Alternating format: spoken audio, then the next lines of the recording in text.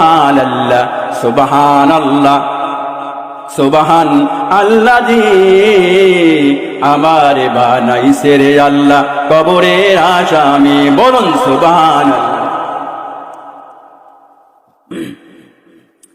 আমার কপালের কাপড় সরাইয়া দেখো, কপালের কাপড় সরাইয়া দেখো, সেজদার চিহ্ন আছে নাকি?